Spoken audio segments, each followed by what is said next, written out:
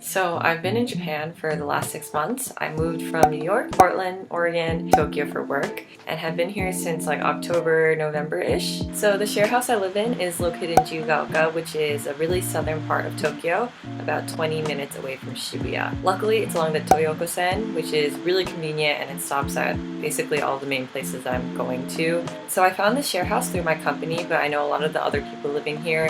Just looked online. You can find a bunch of different share houses, especially if you're not a Japanese speaker, by just Googling Japanese share houses. Especially if you're a first timer moving to Tokyo, share houses are a really good opportunity for you to make friends and be social and just get out into the city. I know most share houses are set up where it's one main house and then you have like a bunch of different rooms and then maybe 1 or 2 bathrooms. My share house is a little different. We have about 20 people and it's divided into 4 different buildings. So each building has about 5 different people living in it, and then all 5 people share 1 bathroom, 1 toilet, 2 sinks, and then 2 different showers. Each building also has their own common space, which can be shared amongst all the residents,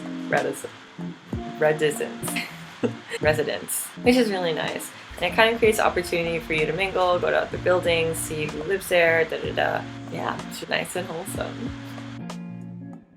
My room is a pretty standard size, comparable to a college dorm room. I have a twin-size bed, a desk, a refrigerator that comes with a freezer, a closet. The closet space isn't the biggest, but it does the job.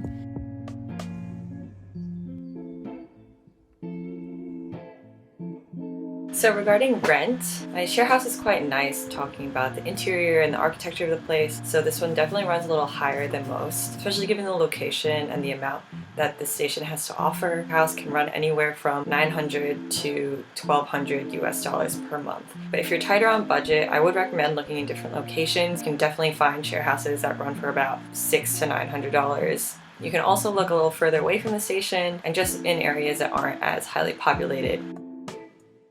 So I really enjoy living in the share house. It's given me a lot of opportunity to make a lot of friends and just really hang out, especially when I'm coming back from work and I just want to unwind, but I don't want to be completely by myself. It's just really nice to come home after work and then see people cooking in the kitchen. If I just want to stop in, say hi, I have the opportunity to do so, which is really nice. But if I'm living by myself in a single bedroom apartment, then I don't really have the option. I kind of just go home, probably go on my computer and look at memes all day or something. It's horrible. I also really love my share house's architecture. I think it's a beautiful space, really nice, concrete. Kind of all the rooms, including my room and the share spaces, get a lot of natural sunlight. And I know that's something that I really prioritize. It's definitely a space that I like coming home to and being like, oh, wow, this is really nice to actually live here. There's about 20 people that live in the share house. Half of them are Japanese and half of them are Western. I met probably my closest friends here in Japan living at the share house. I think it really depends on your luck, honestly, and exactly what you're looking for. I know the share house is advertised as more of like a creative share house and isn't so much about saving money, but so much as like getting the opportunity to live with other creatives, being surrounded and being inspired by people that you're living with. So everyone works and has kind of different schedules, which is really nice. No one overlaps. Then at night after work, you kind of see everyone mingling and chatting in different common areas. Of course, people have their own friend groups, and there's like drama, and then boys and girls, and like all of that whole stuff. It depends on the type of person you are and how you want to fit yourself into that. Sometimes my share house hosts a party. I think this goes for most of the share houses, especially because usually there's one main company and they'll have like 5 or 6 different share houses that they all run. So depending on the season or what's going on, property management will usually host like a giant party, and then all of the share houses will get to know each other, and then it's like a giant thing. But anyway, when it started snowing, people organized a snowboard or ski trip during Hanami, even though there's a coronavirus right now.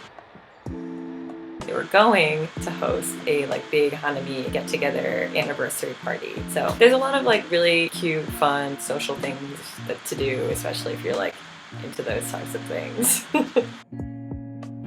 My dislikes, I wouldn't even say dislikes, just things that you have to keep in mind, especially if you're here living in a share house, is that there's a lot of rules. There's so many rules. Our property manager is quite strict, so we kind of get yelled at almost once a week, especially on the Facebook group for someone not doing their dishes, putting their shit away, you name it. Which also is a reminder that your home is other people's homes as well, and keep that in mind, especially when you're using the common spaces. The guest policy, can't speak to all share houses. I know it's very different place to place, but my share house are quite strict. You have to let the property manager know when you're bringing someone at least a week in advance.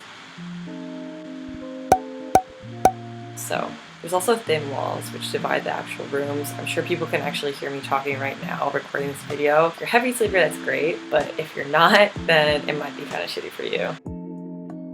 Thanks guys for watching. It also got really dark between the time that I filmed the last clips and this clip, so I'm gonna go. So yeah, thanks.